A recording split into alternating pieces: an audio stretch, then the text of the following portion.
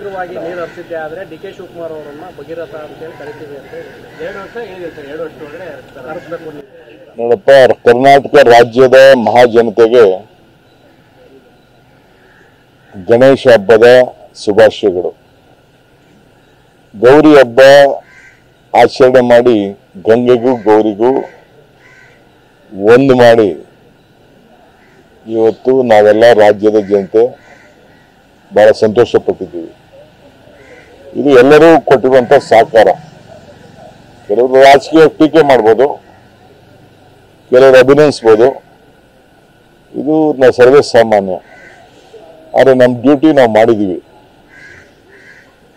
ಈಗ ಇನ್ನು ರಾಜ್ಯಕ್ಕೆ ಈ ವರ್ಷ ಒಳ್ಳೆ ಮಳೆ ಬಿದ್ದಿದೆ, ಬೆಳೆ ಆಗ್ತಾ ಇದೆ, ಸಮೃದ್ಧಿ ಆಗ್ತಾ ಇದೆ, ಎಲ್ಲ ವಿಘ್ನಗಳು ಕೂಡ ನಿವಾರಣೆ ಆಗ್ತಾ ಇದೆ. ಸೊ ಆ ಬರಗಾಲದ ಒಂದು ಛಾಯ ಈ ವರ್ಷ ಬರಲಿಕ್ಕೆ ಸಾಧ್ಯ ಇಲ್ಲ. ಆದರೆ ನಮ್ಮ ಕೆಲವು ಬಯಲುಸೀಮೆಯಲ್ಲಿ ಮಳೆ ಕಡಿಮೆ ಇದೆ, ಈಗೂ ಮಳೆ ಕಡಿಮೆ ಇದೆ. ಕೆರೆಗಳು ತುಂಬಿರ್ಬೋದು, ಇನ್ಕ್ಲೂಡಿಂಗ್ ಮಂಡ್ಯ, ಬೆಂಗಳೂರು ಗ್ರಾಮಾಂತರ, ತುಮಕೂರು, ಇಲ್ಲೆಲ್ಲ ಇನ್ನು ಕೆರೆಗಳು ತುಂಬಿಲ್ಲ. ಈ ಎತ್ತಿನಹೊಳೆ ಯೋಜನೆ ಬಹಳ ಚಾಲೆಂಜಿಂಗ್ ಆಗಿ ತೆಗೆದುಕೊಂಡಿದೆ. ಯಾಕೆಂದ್ರೆ ಕಳೆದ 3 ವರ್ಷ ಏನು ಬಿಜೆಪಿ ಗವರ್ಮೆಂಟ್ ಇತ್ತು ಅದು ಸ್ಟ್ಯಾಂಡ್ ಸ್ಟಿಲ್ ಆಗಿತ್ತು. ಎಲ್ಲಿ ಯಾವ ಪಾಯಿಂಟ್ ಅಲ್ಲಿ ನೀರ್ ಬಗ್ಗೆ ಚಿಂತೆ ಮಾಡಬೇಕು ಅದ್ರ ಬಗ್ಗೆ ಅವರು ಟೈಮ್ ಸರಿಯಾಗಿ ಡಿವೋಟ್ ಮಾಡಿರ್ಲಿಲ್ಲ. ಅದಕ್ಕೆ ನಾನಾ ಕಾರಣಗಳಿರ್ಬೋದು.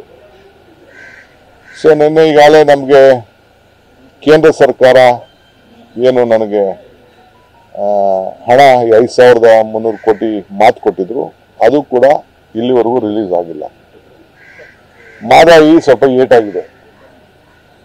ಇದ್ರ ಬಗ್ಗೆ ಇನ್ನೊಂದು 15 ದಿನದಲ್ಲೇ ಚೀಫ್ ಮಿನಿಸ್ಟರ್ ಹತ್ರ ಮಾತಾಡಿ ಆಲ್ ಪಾರ್ಟಿ ಮೀಟಿಂಗ್ ಕರಿಬೇಕಾ, ಡೆಲಿಗೇಷನ್ ಕರಿಬೇಕಾ, ನಾವು ಯಾವ ರೀತಿ ಹೋರಾಟ ಮಾಡಬೇಕು ಅಂತೇಳಿ ನಾವು ಸದ್ಯಕ್ಕೆ ಚರ್ಚೆ ಮಾಡೋರು ಇದ್ದೇವೆ.